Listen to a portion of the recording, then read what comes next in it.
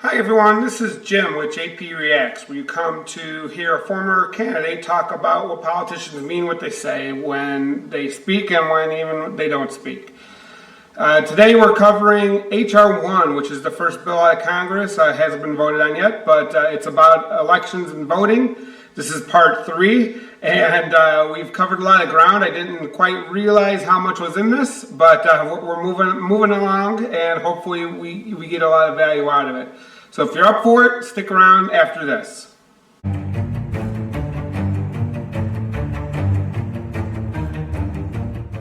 Okay, so we're back, and this is part 3 where we're in I think it's For the People Act, I think it's called.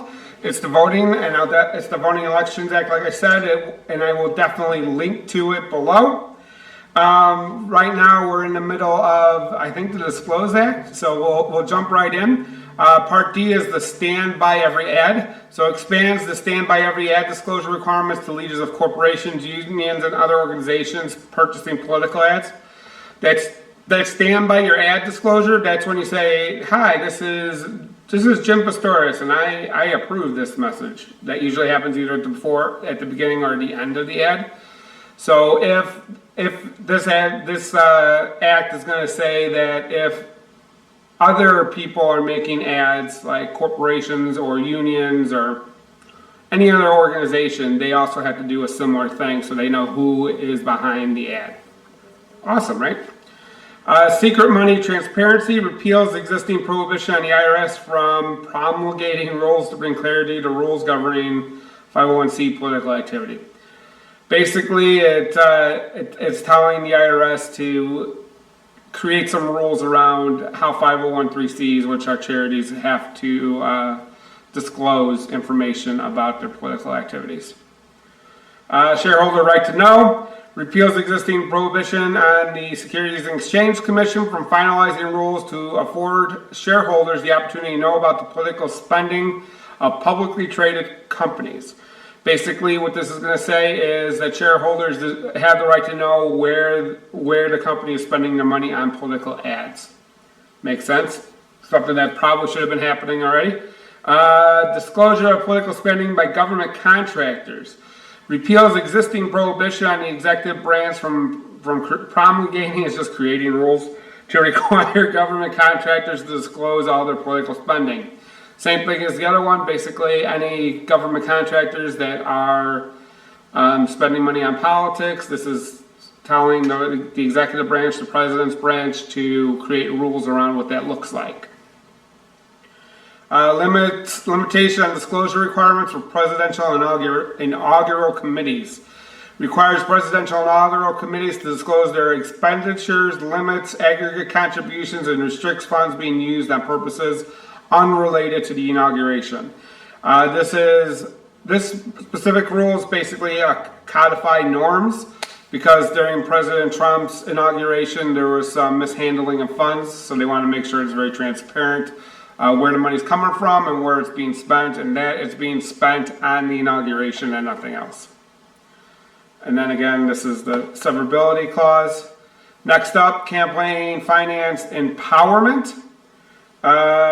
Expresses that Congress finds the Citizens United, which is what created a lot of this mess, basically saying that Congress disapproves of it, and the Constitution needs to be amended to fix it, which I agree with. Congressional elections establishes a publicly financed 6-to-1 matching system on small dollar donations up to $200 for House candidates who demonstrate broad-based support and reject high dollar contributions. The voluntary system would be financed entirely through a surcharge on settlements paid by corporate lawbreakers and wealthy tax cheats. No taxpayer funds are permitted to be used in financing the matching system. So basically, if a congressional candidate wants to use this system, it will match small dollar donations up to $200. So basically, every $200 that they get in a small dollar donation, they will get $1,200 from this matching system. So for every $200, they get $1,200. So it means that if a small donor donates $200, it's actually $1,400. So that's how it would work. And they're saying it's not going to be paid for out of taxes. It's going to be paid for by a surcharge on law-breaking settlements and things like that. Establishes state-based pilot demonstrations of $25 My Voice voucher per election cycle for political giving to candidates in the U.S. House of Representatives. I'm not really sure what My Voice vouchers are. I think it has to do very similar to the publicly financing of elections. You know what? Give me a second. I will back to the My Voice voucher. It's basically public financing of elections. You can give up in $5 increments to the candidate of your choice, so it's going to be piloted in some states to see if it works. Next, defines qualified small dollar contribution as a donation between $1 and $200 per election from an individual or segregated small dollar account of a political committee. Basically saying when they say small dollar donation, it's saying anybody that gives between $1 and $200 during an election. Requires participating candidates to raise at least $50,000 in qualified small dollar contributions from at least 1,000 individuals during the small dollar democracy qualifying period. So that's what we're talking about. All these programs are contingent on the person being viable to be up running in the election, so has some form of base of support. And then this is how they're going to measure what that base of support is.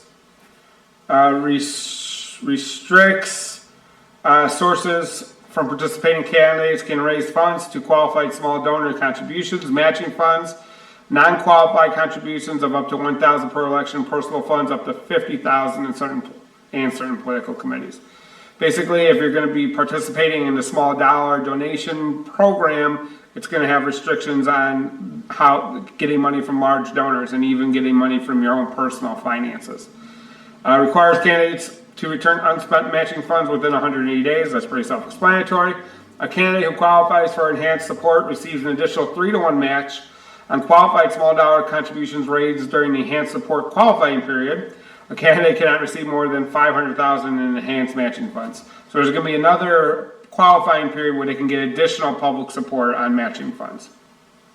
So basically, the goal of this entire part is to limit the impact of wealthy people having on the election, so that it's not whoever raises the most money wins the election, it's whoever has the biggest group of support. And by helping fund these in public ways, it helps people that maybe not be wealthy also run for election because they have more access to funds to help fund their campaigns.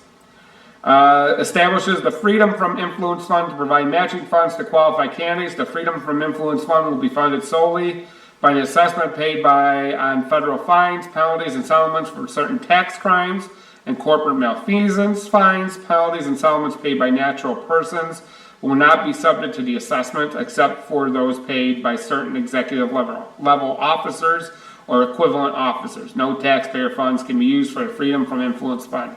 So this is the fund they're creating to pay for these things. And this is saying where they're going to come from. Basically, when you hear those settlements in the news, so-and-so company got fined $5 billion or whatever, this is going to be coming out of that money, is how they're going to fund this part of the bill. All right, next up, presidential elections. Establish a publicly financed 6-to-1 matching system on the first $200 of contribution to presidential campaign of a participating candidate. The voluntary system would be financed entirely through a surcharge and settlements, like before. Provides that matchable contribution is a direct contribution made to a candidate by an individual in aggregate of no greater than $1,000. So this is very similar to the congressional one, except where they raise the max to $1,000 that one person can give.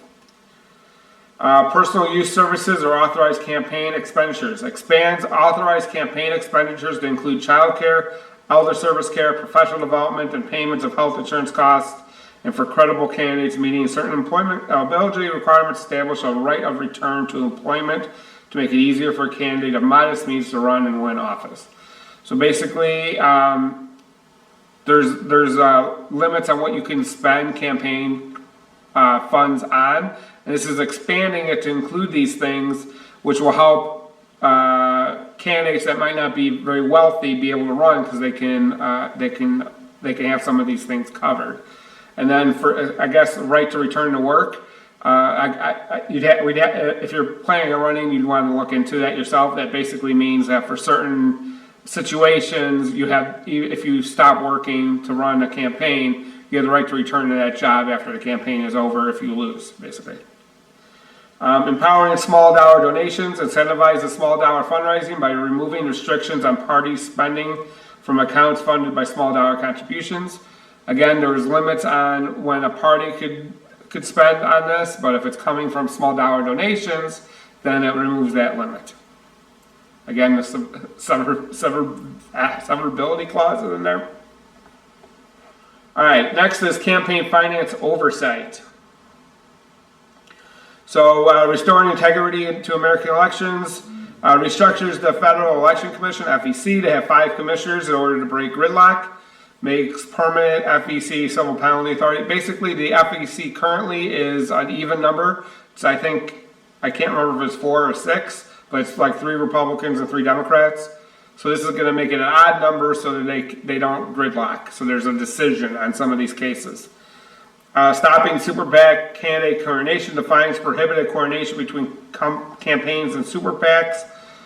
Basically, super PACs are not supposed to be able to coordinate with campaigns. That's why they're separate. But there's been a lot of workarounds that have gotten that, and this is going to stop those workarounds.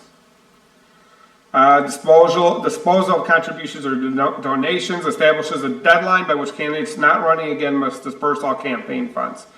So right now there's no deadline. You can just keep it in forever in your account if you ever run again. This is saying that if you're not going to ever run again, you have until a certain date to disperse all the money. Recommendations on filing reports before date of the election requires the Federal Election Commission to develop recommendations for requiring all political committees to submit FEC reports before an election. So right now, I don't think the deadlines are not until after the election. They're going to move them to before the election. Again, so let's move on to ethics. Supreme Court ethics requires the development of a code of ethics for Supreme Court justices. Right, there is a code of ethics for federal justices. It just doesn't apply to the Supreme Court. And there have been some recent situations where Supreme Court justices have acted in a way that would not have been allowed for regular federal justices. So this is saying that there needs to be a code of ethics established that will apply to the Supreme Court so that they follow the rules as well. Foreign agents registration increases resources for FAR office, which is the Foreign Agent Registration Accountability Office, and then basically has enforcements. There were some areas in the early days of the Trump administration that there were some concerns about foreign investments. Lobbying disclosure form clarifies that counseling in support of lobbying contracts is considered lobbying under the Disclosure Act. So basically, anybody that is helping other people become lobbyists is also going to be considered a lobbyist. Recusal of presidential appointees requires all presidential appointees to recuse themselves from any matter in which a party is the president's spouse, or any entity in which the president or president's spouse has a substantial interest. So basically, this is saying that if you work at one of the agencies and you're a political appointee, which is a lot of the top people at those agencies, you have to recuse yourself from any matters that involve the president or the president's spouse, and anything like, in Trump's case, his properties, in making decisions. If you're a political appointee, you're not allowed to make those decisions. You need to recuse yourself. That means remove yourself from the situation. Clearinghouse and lobbying information establishes a single clearinghouse for the Disclosure Act. So that's pretty straightforward. We're moving right along now. I think we may even finish it in this video. How much time we got? Okay, I'm going to see if I can get through it. Executive branch conflict of interest prohibits incentive payments from corporations to individuals entering or leaving government service, and prohibits federal employees from awarding a contract to a former employer for 2 years after leaving the company and for working for a company after participating in the contract award for the company for 2 years after leaving. So basically, this is trying to separate the pipeline from government work to contractors, where there's been a lot of conflict of interest going back and forth, where where they're dividing contracts back and forth, and it's not really fair to other companies that don't have those. And it's really inviting a lot of corruption. Presidential conflicts of interest requires the president and vice president within 30 days of taking office to divest financial interests that pose a conflict of interest or disclose information about their business interest. Requires the president and vice president to file new financial disclosure reports within 30 days of taking office.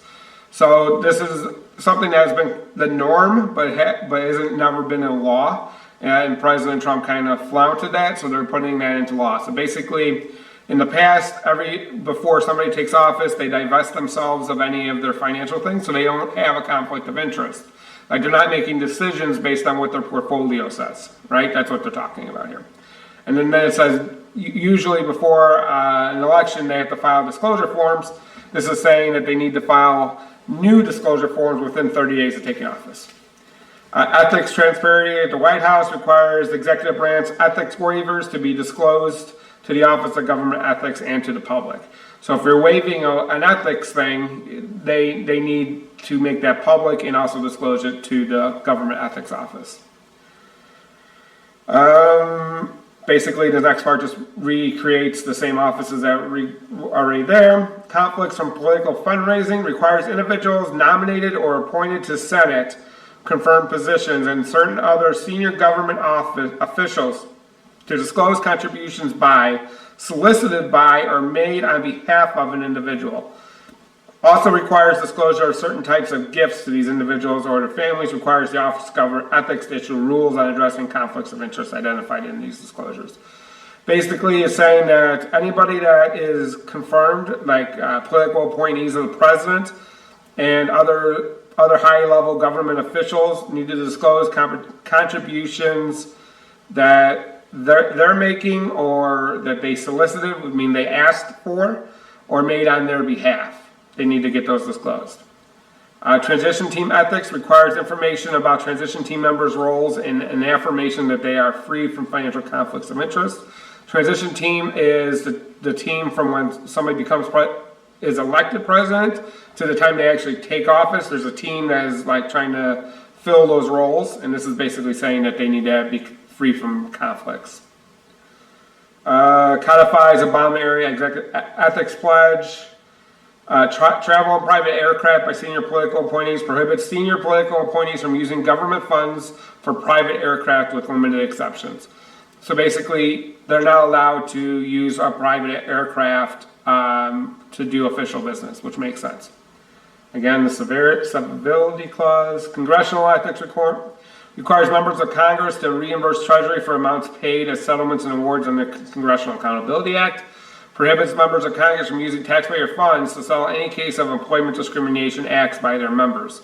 So if somebody in Congress is sued and loses a discrimination act from one of their, because they have large staffs, right? So it's like little mini businesses. So if they get sued because they have some sort of discrimination case and they lose, they cannot use taxpayer funds to fund that. They have to pay for that out of their own pocket, basically. Prohibits members from serving on boards of for-profit entities, codifies rules prohibiting members and staff from using official position to advance their financial interest or financial interest of their immediate families. So if you're in Congress, you can't be on boards of directors of for-profit companies, and then you can't use the information that you get from being a member of Congress to make your or your family's life better by making investments or whatever. It's called insider trading if you weren't in Congress. Campaign finance and lobbying disclosure requires online linking of federal FEC reports and Lobbying Disclosure Act reports, basically, so everything's searchable, nothing gets falls through the cracks. Access to congressionally mandated reports requires that all reports from federal agencies mandated by Congress be published online in a searchable, downloadable database. Pretty self-explanatory. Outside compensation earned by congressional employees. Codified Senate rule requiring disclosure of provider of outside compensation to congressional staff and applies to the House of Representatives.